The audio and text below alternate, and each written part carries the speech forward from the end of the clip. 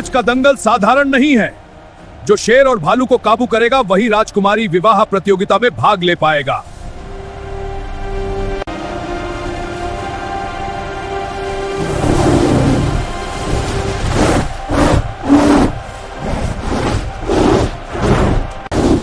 राजा के आदेश पर पहला योद्धा अखाड़े में उतरता है।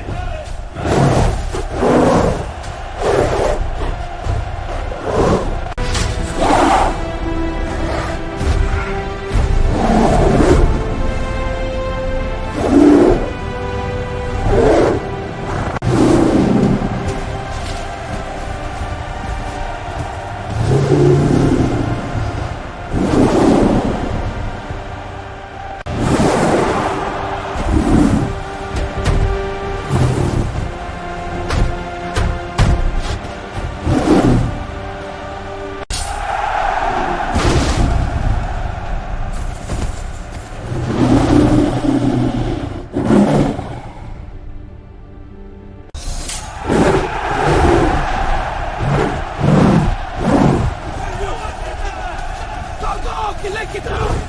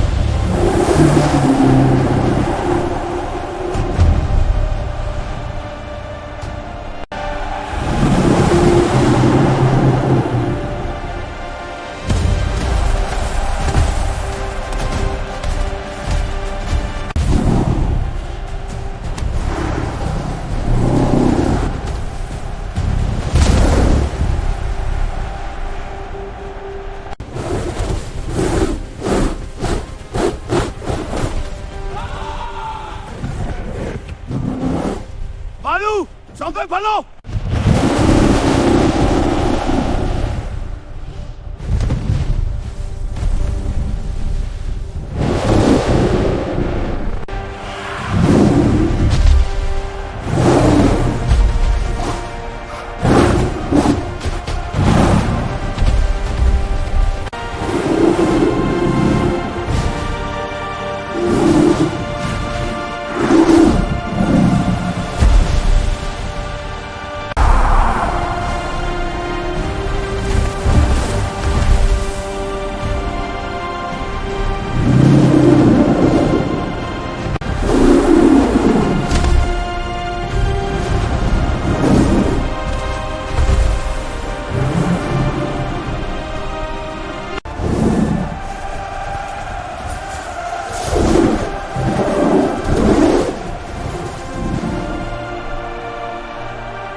अखाड़े में राजकुमारी गुस्से से खड़ी होती हैं, चुनौती भरी निगाहों से चारों ओर देखती हैं, जैसे पूछ रही हों क्या कोई मर्द नहीं जो इन खतरनाक जानवरों को हरा सके।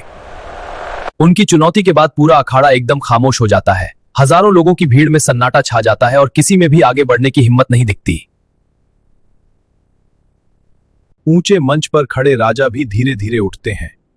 उनकी कठोर नजरें पूरे मैदान पर घूमती हैं और सभी योद्धाओं के चेहरे झुके हुए दिखाई देते हैं। और उन सभी के बीच राजा की नजरें एक एक योद्धा पर टिकती हैं। उनके चेहरे पर निराशा और कठोरता दिखाई देती है, जैसे वह किसी असली वीर की तलाश में हो। राजा की चुनौती भरी उपस्थिति से पूरा अखाड़ा दबाव में आ जाता है। माहौल इतना भारी हो जाता है कि कोई भी योद्धा आगे बढ़ने की हिम्मत नहीं करता। चारों ओर राजा और महारथी एक दूसरे को देखने लगते हैं। किसी के पास कोई जवाब नहीं होता और पूरे राजसभा में अजीब सी खामोशी फैल जाती है। कुछ क्षणों बाद राजसभा में धीमी बुदबुदाहट शुरू होती है। लोग आपस में धीरे धीरे कुछ कहते हैं, जैसे कोई छिपा हुआ नाम सामने आने वाला हो। भीड़ के बीच फुसफुसाहट बढ़ने लगती है। कुछ लोग इशारे करते हैं और एक ही दिशा में देखने लगते हैं, जैसे किसी खास व्यक्ति की चर्चा हो रही हो। कुछ क्षणों बाद राजसभा में धीमी बुदबुदाहट शुरू होती है। लोग आपस में धीरे धीरे कुछ कहते हैं, जैसे कोई छिपा हुआ नाम सामने आने वाला हो। दूर गांव में इस खतरनाक दंगल की खबर पहुंचती है। एक लंबा, तगड़ा और मजबूत युवक यह सुनते ही गंभीर हो जाता है और अगले ही दिन वह दंगल में कुछ समय बाद वह युवक दरबार में पहुंचता है। उसके फटे कपड़े लेकिन मजबूत शरीर देखकर लोग हैरान रह जाते हैं और उसे ध्यान से देखने लगते हैं।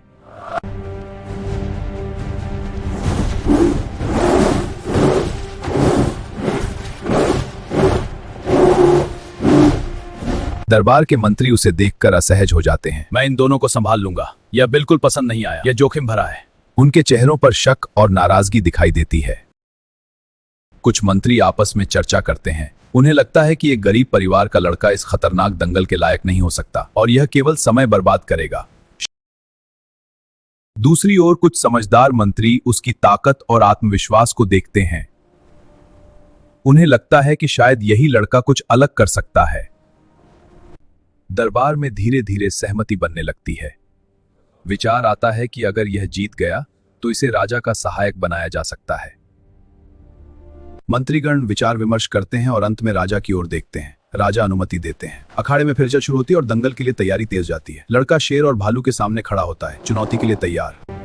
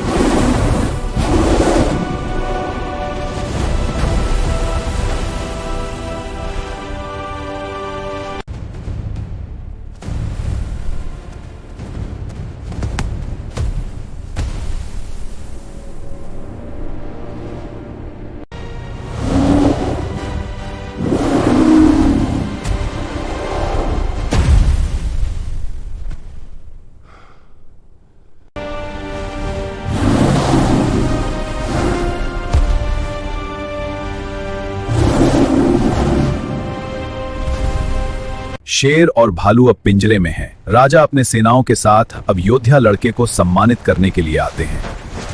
सेना ने तालियां बजाकर उसका अभिनंदन किया। राजा अपनी जगह से खड़े होते हैं। उनके चेहरे पर गर्व और खुशी साफ दिखाई देती है, जैसे उन्हें अपने नए वीर का मिलना तय हो गया हो। और राजकुमारी भी आश्चर्य से उस युवक को देखती हैं।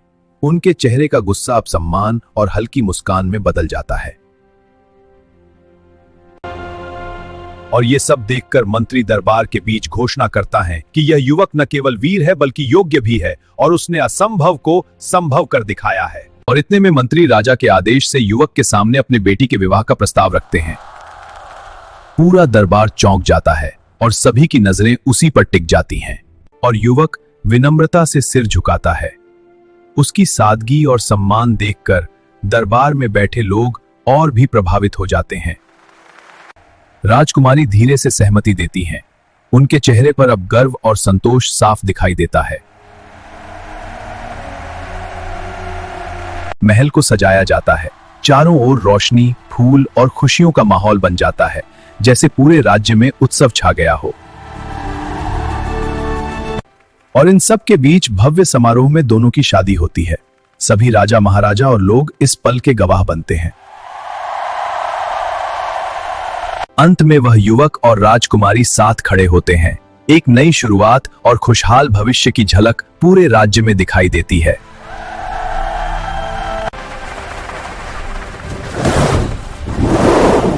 मैं चुनौती देती हूँ,